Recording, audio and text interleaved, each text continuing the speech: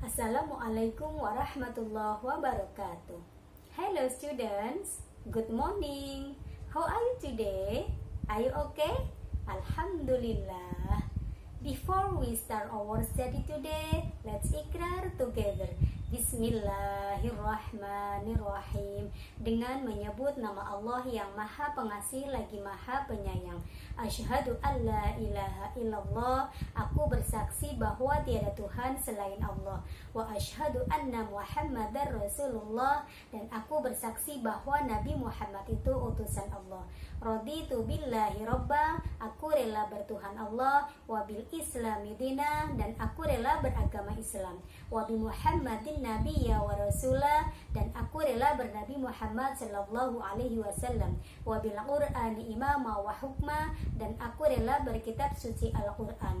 Rabbi ya Allah, zidni ilma, tambahilah ilmuku, warzuqni fahma, dan pertinggikanlah kecerdasanku. Amin ya rabbal alamin.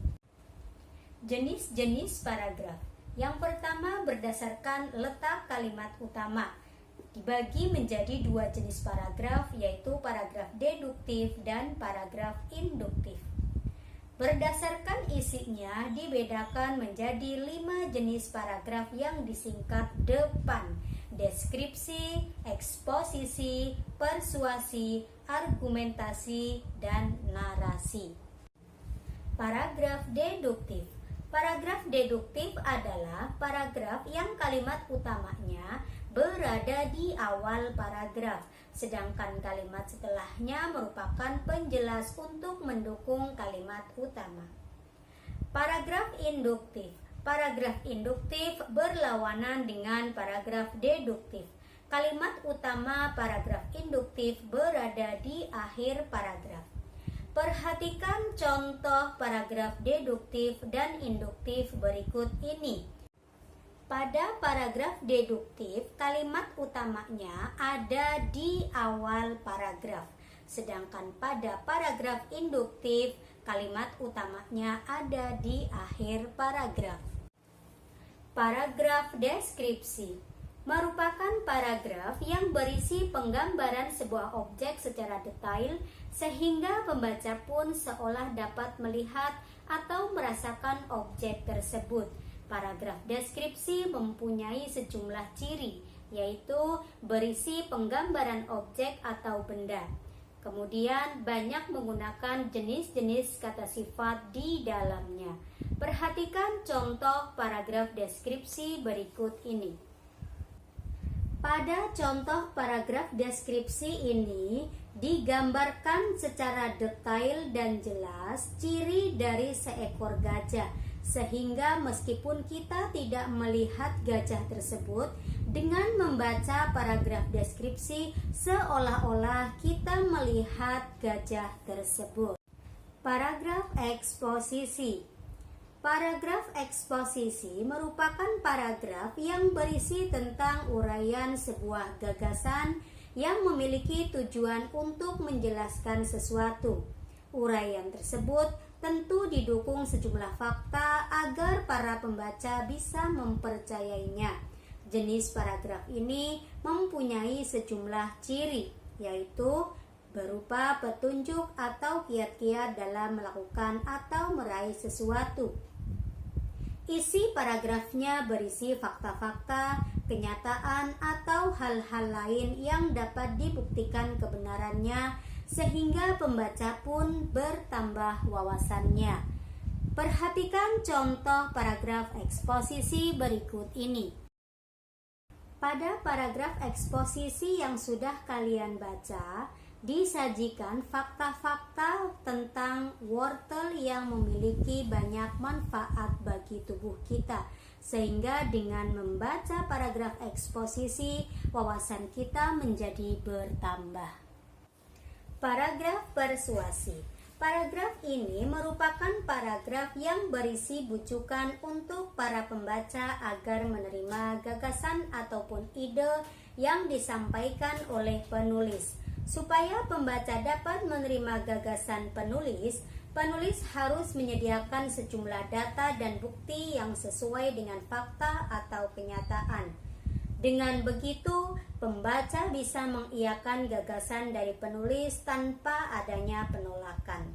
Selain itu, paragraf persuasi juga menggunakan sejumlah unsur untuk menjadikan pembaca tertarik membaca paragraf ini, yaitu adanya penggunaan bahasa yang menarik dan adanya kata-kata ajakan seperti ayo, mari, dan sebagainya. Perhatikan contoh paragraf persuasi berikut ini. Pada contoh paragraf persuasi yang sudah kalian baca, coba perhatikan bagian akhir.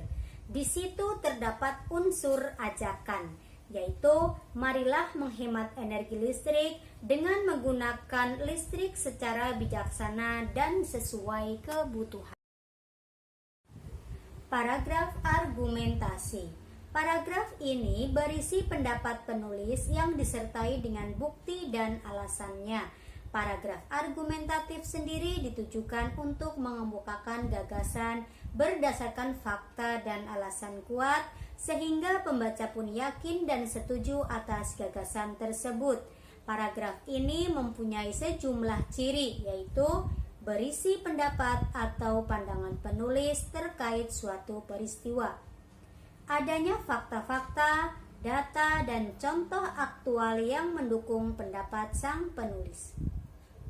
Pendapat atau pandangan dikemukakan secara analisis atau secara analogis menggunakan perumpamaan. Perhatikan contoh paragraf argumentasi berikut. Paragraf argumentasi ini berisi pandangan penulis tentang anak jalanan di kota besar yang semakin hari semakin bertambah. Di sini disajikan fakta-fakta yang mendukung pandangan penulis. Paragraf narasi. Isi dari paragraf ini adalah kisah tentang suatu peristiwa atau kejadian yang didasari oleh data dan fakta yang ada. Adapun ciri paragraf ini adalah sebagai berikut. 1. Adanya tokoh atau pelaku. 2. Adanya latar, tempat, waktu, atau suasana. 3. Adanya alur atau jalan cerita. 4. Paragraf ditulis secara kronologis atau berdasarkan urutan waktu. Perhatikan contoh paragraf narasi berikut ini. Pada contoh paragraf narasi ini terdapat latar waktu, latar tempat, tokoh, serta kronologis atau urutan-urutan peristiwanya, sehingga paragraf ini disebut paragraf narasi.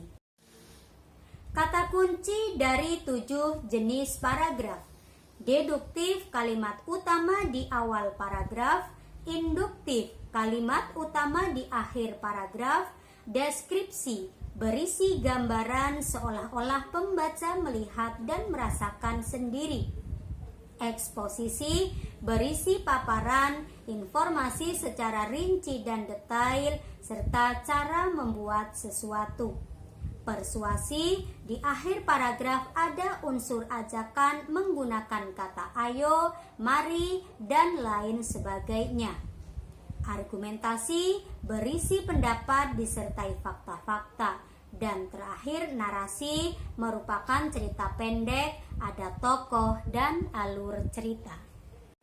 Okay students, let's close our study today by reciting hamdalah and kafaratul majlis. Alhamdulillahirabbil alamin. Subhanakallahumma wa bihamdika asyhadu an la ilaha illa anta astaghfiruka wa atubu ilaik. Wassalamualaikum warahmatullahi wabarakatuh.